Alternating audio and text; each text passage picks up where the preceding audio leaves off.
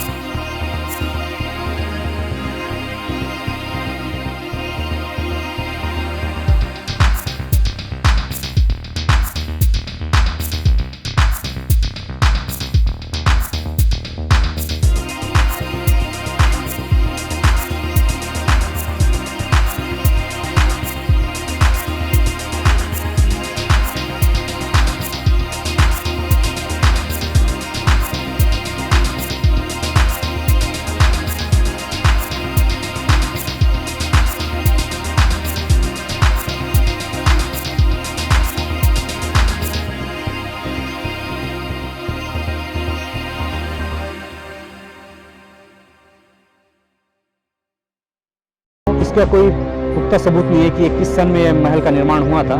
जो महल है छिंदक नागवंशीय राजाओं का, तो सबसे पहले जो सर्वप्रथम राजा थे, छिंदक नागवंशीय राजा थे, उनका नाम था नृपति भूषण। तो दोस्तों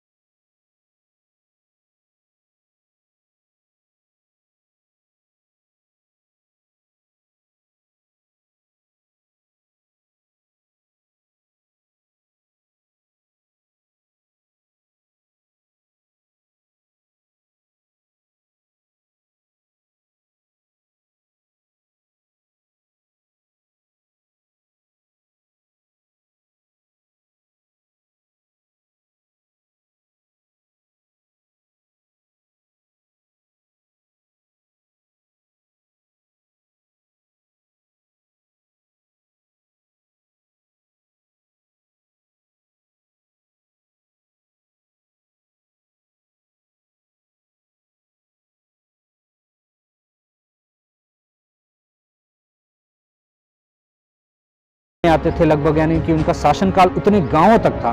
तो दोस्तों समझ सकते हैं 6 लाख गांव या 9 लाख गांव, कितने गांव रहे होंगे उस ज़माने में। तो काफ़ी क्षेत्रफल लंबा था उसका।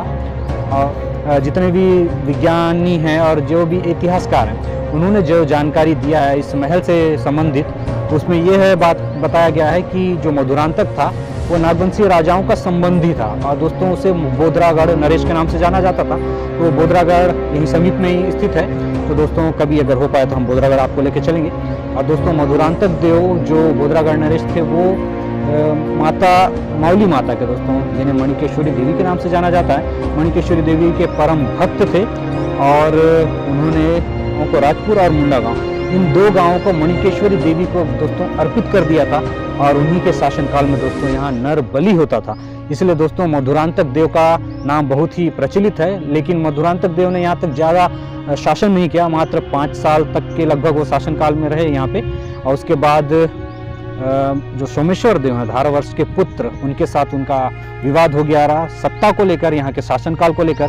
तो सोमेश्वर देव से उनका युद्ध हुआ, उसमें दोस्तों मधुरांतक देव परास्त हो गए थे और इस युद्ध में उनकी मृत्यु हो गई थी। उसके बाद सत्ता सोमेश्वर देव के हाथ में चली गई और उन्होंने काफ़ी सालों तक यहाँ शासनकाल किया और इस क्षेत्र को काफ़ी विकसित किया। तो दोस्तों अभी भी देख सकते हैं दोस्तों आप लोग, यह प्राचीन महल जो 1000 साल पुराना है और समीप ही एक छोटा सा मंदिर है प्रवेश द्वार के बगल में, प्रवेश द्वार के दाईं ओर दोस्तों। तो दाईं ओर जो छोटा सा मंदिर है वहाँ पे कर्णाकोटिन देव स्थित हैं और गणेश जी की प्रतिमा है। तो उन्हें यहाँ पे रक्षक देव के रूप में जाना जाता है। तो दोस्तों मान्यता ये है कि जो सबसे अंतिम राजा रहे यहाँ पे, उनका नाम था हरिश्चंद्र देव। तो लगभग 1300 ईस्वी के लगभग में उनका राजपाट यहाँ पे था। तो हरिश्चंद्र देव जी की पत्नी और हरिश्चंद्र देव, उन्होंने यहाँ पे आखिरी बार शासन किया था और हरिश्चंद्र देव की जो बेटी थी उनका नाम था चमेली। और उसी बीच दोस्तों काकतीय वंश के राजाओं का यहाँ पे हमला हुआ